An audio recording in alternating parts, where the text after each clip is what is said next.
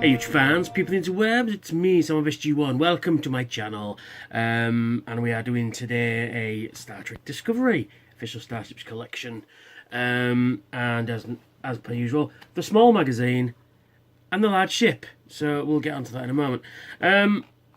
Everybody knows my views on Star Trek Discovery. I think the show is pants.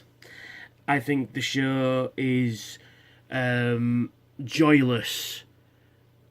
And nothing happens. Oh, fucking hell. I mean, we're 6 episodes into this new season 2, and it should be renewed for a season 3. I can't see that myself, but there you go. We're 6 episodes into season 2, and the Red Angel thing has barely come up. They are no closer to finding what this thing is, as opposed to,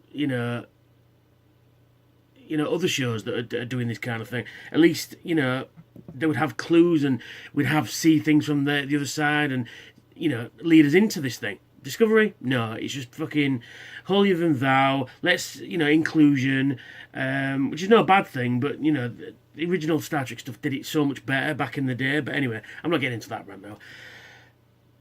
I do like the Federation ship designs. For the most part, there are a few fucking shite ones out there. And yes, I've gone full metal today because just I've been listening to a lot of Slayer in the last few days. Because fucking Slayer. Anyway, that's beside the point. On to this. So, the magazine, we are doing issue number 7, the U.S.S. Buran NCC-1422. U.S.S. Buran, specification, class... Is it Cardenas? I'm not sure how to pronounce that. Affiliation Federation, launched 23rd century, length 441 metres. So that's about the size of an ambassador class ship. Why are these... One thing I don't understand is why all these 23rd century ships are massive. Not that we can't have massive ships in the 23rd century, but it just doesn't seem right to have big ships back then. But that's beside the point. That's not the issue, really, is it? Anyway, got some nice CG renders of the ship there. It's pretty cool. Actually, I quite like this ship, surprisingly. There are a few bits on it I don't like, but for the most part, I quite like it. And then we've got the top view there. It's quite nice, topographical view.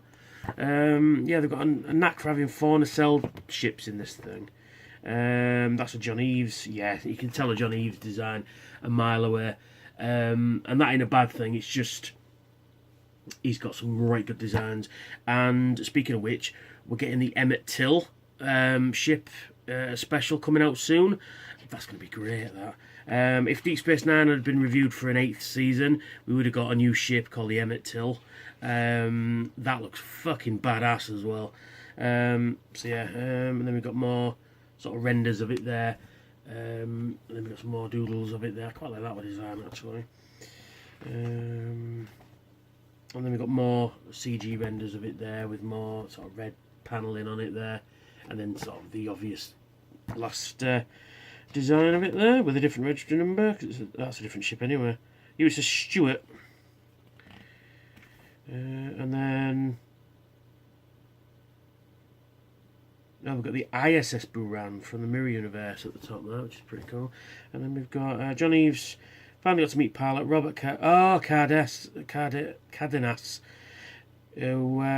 Cardenas ship was named after, and created a graphic to commemorate the 70th anniversary of the first supersonic flight. Oh, that's pretty cool. And there's the graphic there, design on the back. So, let's get onto the ship. Now, and I can get it off the fucking stand, there we go. I actually quite like this ship. The only thing I don't like about it is the placement of the bridge. It just sticks out. If it was back here, it'd be fine and there'd be no problem. It's the only thing I don't like. I'd put the bridge there, but that's just me. And I'd put the registry number on the front. But the other side, it doesn't bother me that much. It doesn't bother me as much as I thought it would. But this ship should belong in the 24th century. That's got a very Jaeger class thing going on at the front there. I like the deflector dish. Deflector dish is quite nice. I mean, the paint job is fucking flawless. I love that paint job. Kind of reminds me of a Star Trek Online ship. For those of you who play it, you know, you can get different patterns, hull patterns on it, like like Orion and Cygnus and stuff like that, and that instantly screams that to me, so that's no bad thing. No impulse. The impulse engines are not painted. Are they supposed to be impulse engines? Or shuttle? They could be shuttle bays, but I'm guessing they're impulse engines, which is a bit of a shame. But I've got a red Sharpie somewhere. I can Sharpie them up. The nacelles are pretty straight, apart from this one slightly cockeyed, I think. No, that's right. They're just slightly turned outwards. Missing some clear plastic in the buzzard collectors there, and it would have been nice if these were turned upside down to mirror the top. But you know, there you go. But yeah, I think this is one of the best ships we've had from Discovery, and I think this could have been the Discovery. You know, apart from the fucking monstrosity that is the Discovery. I don't like that. The only other thing on it that I don't like is the Starfleet pennants. They're up on this ridge here. That I don't like. They should be on the nacelles. They should be on, you know, on each top of the nacelles, and maybe even I'd have put it sort of back here, going down there, and on the bottom there, definitely along there. That's the only other letdown on it.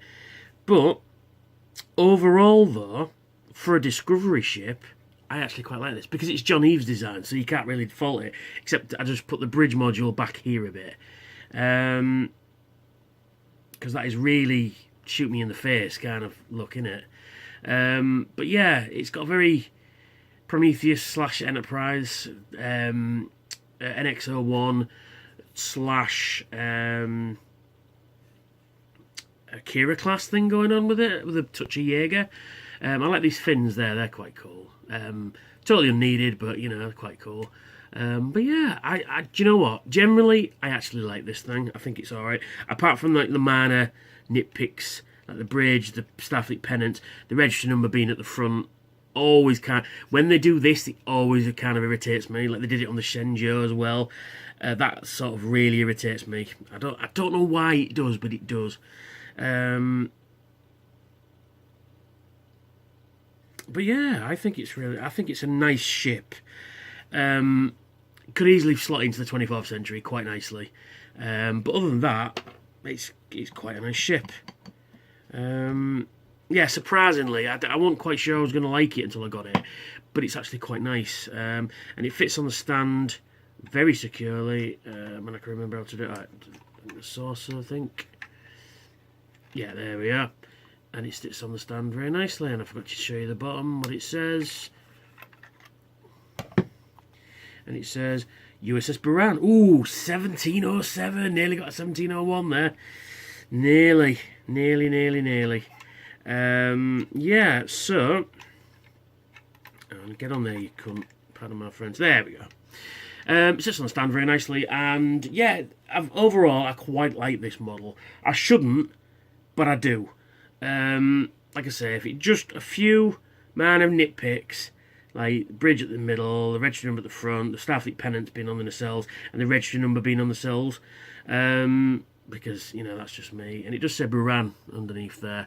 And I don't have the U.S.S. Buran from Hull 359 because it's put away up there somewhere. I couldn't really bother to find the one ship out of the myriad of fucking vessels up there, which still need somewhere to go, but they will. So anyway, that's me. That's the U.S.S. Buran NCC-1422.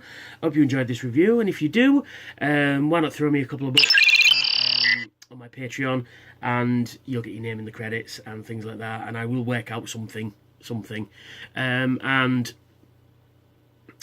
you know, give us a playlist. I've got a playlist of other ships there, and like, share, and subscribe, and hit that fucking notification bell to tell them I've got new content out, and smash that like button. Does the channel a favour, and I will catch you all very, very, very soon for another review, and I will catch you all later. Bye for now.